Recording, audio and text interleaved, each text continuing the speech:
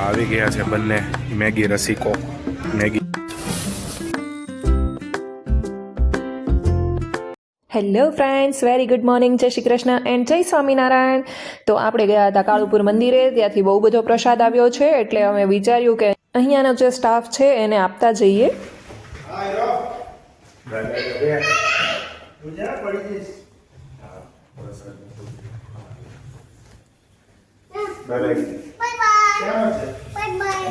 આજે આખો દિવસ અમે બહાર જ રહેવાના છીએ, એટલે પહેલેથી બેગ લઈને જ નીકળ્યા છીએ. એટલે અત્યારે સવારમાં પહેલાં નાસ્તો કરવા માટે જઈશું. એઝ યુઝ્યુઅલ તમને ખબર જ છે કે આપણે કઈ જગ્યા પર જવાના છીએ. એક બોક્સ આપણે રિસેપ્શન પર આપી દીધું છે, કારણ કે અહીંયાનો સ્ટાફ બહુ જ સારો છે.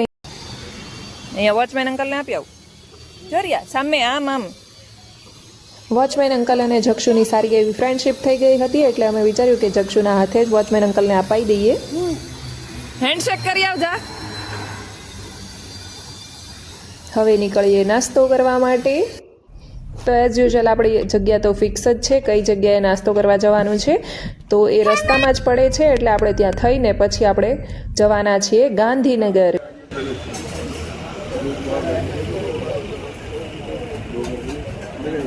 આજે ઠંડી બહુ છે, એટલે મેં વિચાર્યું કે આજે તો સવારમાં મેગી ખાઈએ.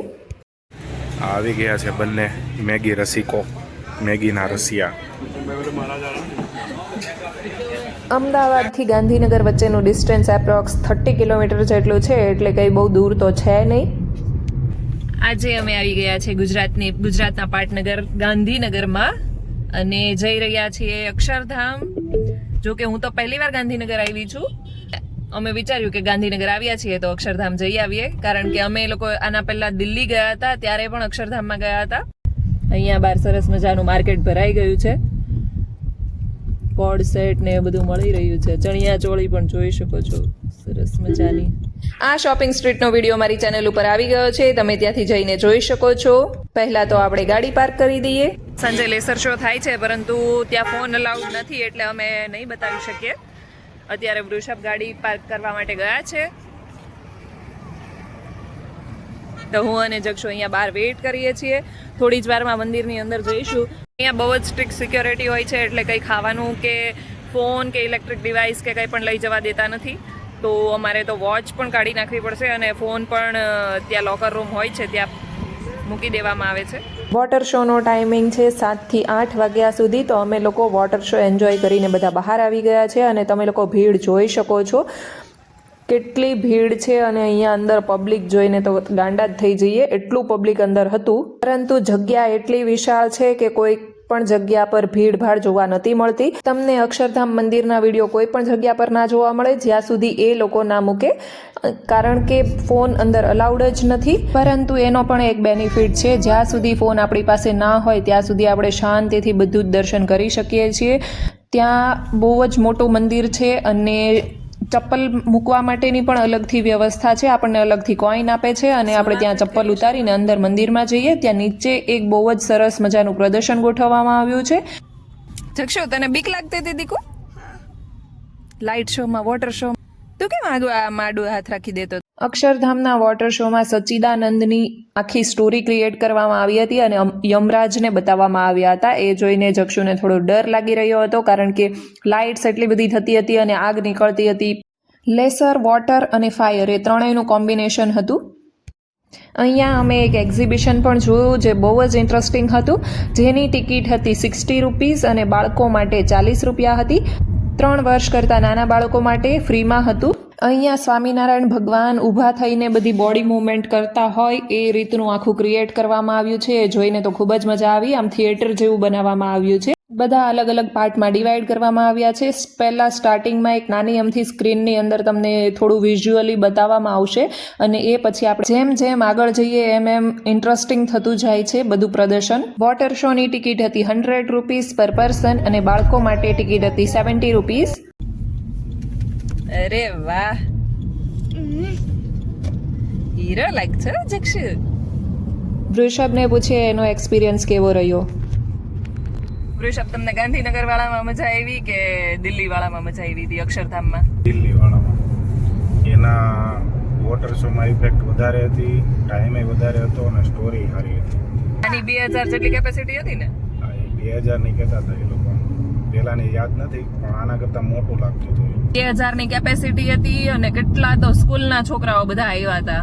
કેટલી આઈ થિંક 3 કે 4 સ્કૂલ, 5 તો મેં ગણી. 5 કે 6 સ્કૂલના છોકરાઓ આવ્યા હતા. તો બહુ બધી પબ્લિક હતી આજે તો, કેમ કે સેટરડે હતો. શું તાથી કદાચ એકાદ વર્ષ મોટો હશે ત્યારે જૂના અક્ષરધામમાં આવ્યા હતા અમે. જ્યાં ટેરેરિસ્ટ અટેક થયો ને એ પહેલા. ટેરરિસ્ટ અટેક ક્યારે? 2001-2 માં કે એમ કંઈક થયો હતો, 1-2 માં અમદાવાદ રહેતા હતા અમે. ત્યારે એ પછી આ નવું બનાવ્યું. એટલે સિક્યોરિટી વધારે ટાઈટ. સિક્યોરિટી ત્યારથી બધે ટાઈટ થઈ ગઈ. આપણે દિલ્હી ગયા ત્યારે ત્યાંય સિક્યોરિટી એટલી ટાઈટ હતી, આપણે બધું મૂકીને જ ગયા હતા. પછી ગુજરાતમાં બધે સિક્યોરિટી હીરો ટેરરિસ્ટ અટેક થયો ને એ પછીથી બધે વધી ગઈ. જ્યાં આવા જાહેર વધારે માણસો ભેગા થતા હોય ત્યારે. અને અક્ષરધામના તો બધા મંદિરે તો ફૂલ ટાઈટ સિક્યોરિટી કરતી. જો તમે ગાંધીનગર શોમાં જવાના હોય તો પછી તમારે એની વેબસાઇટ ઉપર જઈને ચેક કરી લેવાનું. નાના છોકરાઓ માટે તો એટલી ફેસિલિટી અવેલેબલ છે કે તમે પ્લાસ્ટિકની બેગની અંદર થોડું ઘણું જે નાના છોકરાને રિલેટેડ હોય એ બધું તમે લઈ જઈ શકો છો. બાકી તો અંદર બહુ બધા સ્ટોલ છે અને પ્રેમવતી પણ છે, ત્યાંથી તમને ખાવાનું બધું મળી રહે એટલે બહુ વાંધો ના આવે. અને પાણી પીવાનું તો બધી જગ્યા પર ફેસિલિટી છે જ કે તમે ત્યાંથી ભરી શકો. તો એક બોટલ લઈ જવાની અને ત્યાંથી પણ મળી શકે છે. ચાલો અમદાવાદ પહોંચી ગયા છે અને ડિનર કરવા માટે આપણે જઈ રહ્યા છીએ. એકવાર આવી ગયા છીએ ખાઉધરા ગલીમાં. કોઈ પણ સ્વામિનારાયણ મંદિરે ગયા હોય અને તમે ખીચડી ના ખાવ એવું તો બની જ ના શકે. તો અમે લોકોએ સ્વામિનારાયણ ખીચડી, મંચુરિયન, નૂડલ્સ એવું બધું ત્યાં જ ખાઈ લીધું હતું. પછી વિચાર્યું કે અહીંયા થોડું જમતા જઈએ અને પછી ગેસ્ટ હાઉસ તરફ નીકળશું.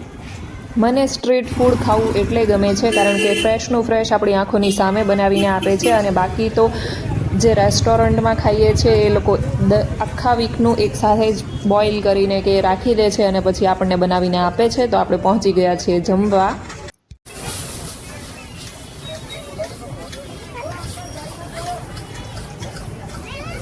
અહીંયા ચાઇનીઝ બનતું જોઈને મને તો ખાવાનું મન થઈ ગયું, પરંતુ અમે હમણાં જ ખાઈને આવ્યા છીએ અક્ષરધામમાં. એટલે જો આ ગઈકાલે મેં તમને ઢોસા બતાવ્યો હતો ને, આજે પણ આટલો મોટો આ રિયલ ઢોસા છે. અને આપણે મંગાવી લીધી છે પાઉંભાજી. ખાવ ગલીની વાઇબ જ કંઈક અલગ છે. મને તો બહુ જ મજા આવી રહી હતી. હવે કાલથી હું મિસ કરીશ કારણ કે અમે કાલે પાછા જઈ રહ્યા છીએ. અને લાસ્ટમાં એઝ યુઝ્યુઅલ આપણે ખાવાનો છે ડેઝર્ટ. તો મેં અહીંયા વૃષભ માટે લઈ લીધી છે માવા કુલ્ફી અને મારા અને જક્ષુ માટે કોર્ન લઈ લીધો છે. અને વાતોમાં પહોંચી ગયા છીએ गेस्ट हाउस. हमारे यहाँ पे लास्ट डे है, कल सुबह हमें निकलना है तो अभी रूम पर जाकर रेस्ट करेंगे और सारे बैग्स भी पैक करने हैं. कल सुबह हम 9 बजे निकल जाने वाले हैं, इसलिए 12 बजे आई थिंक हम लोग वडोदरा वापस पहुँच जाएंगे. આ જીએસએફસીના ગેસ્ટ હાઉસનું મારું ફેવરેટ લોકેશન આ જગ્યા છે. અહીંયા મને ખૂબ જ ગમતું હતું. અને અહીંયાથી તમને જે દૂરદર્શન કેન્દ્ર છે એનો ટાવર પણ દેખાશે. આ જોઈ શકો છો કેટલો હાઇટ ઉપર છે. તો ચાલો આજ માટે બસ આટલું જ. મળીએ કાલે એક નવા વ્લોગની સાથે. ગુડ નાઇટ, જય શ્રી કૃષ્ણ, જય સ્વામિનારાયણ. મારી ચેનલ ઉપર નવા હોય તો સબસ્ક્રાઈબ કરવાનું ભૂલતા નહીં. મારો વિડીયો ગમ્યો હોય તો લાઈક કરી દેજો. Thank you for watching.